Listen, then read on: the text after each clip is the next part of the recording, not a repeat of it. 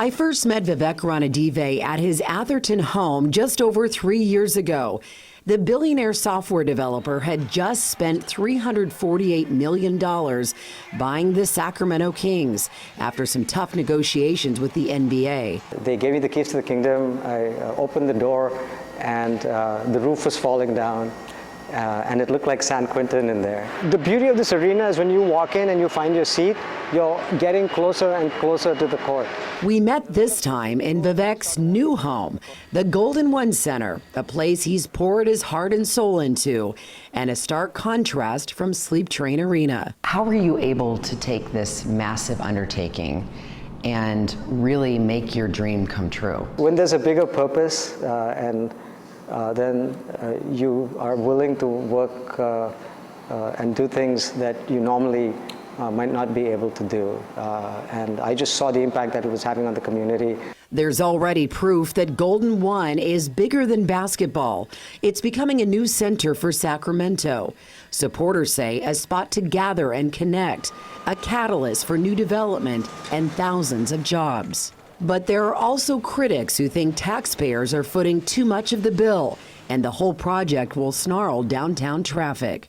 How are they going to get in and out when roads close and it backs up the freeway? Do you feel responsible for that? You know, I'm going to give you a flippant answer to that. Okay. And I'm going to say, what's the bad news? And here's why. Because when I came here a few years ago, this place was a ghost town. You could have thrown a bowling ball from one end of the mall to the other, and it probably would have hit no one. And so now it's going to be alive. There's going to be thousands, even millions of people walking through here over the course of the year. It's going to be vibrant. It's going to be full of economic activity. And so, yeah, there'll be some traffic, and we need to fix it, and we need to fix the parking. But this is a city coming alive. The next pressing issue, his basketball team, which hasn't made the playoffs in 10 seasons. What specifically are you going to do to make this team better? This is something that takes time, and it takes the right chemistry, the right coaching, the right players, the right chemistry. And I have complete confidence that Vladi and Coach Dave will bring all of that. You say a lot of positive about DeMarcus. He is a superstar. He's also caused a lot of problems on the team. He is the best center in the game.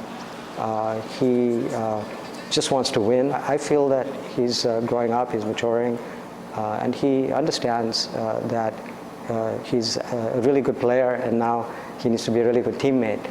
So when it comes to basketball, Vivek lets his coaches call the shots on the court.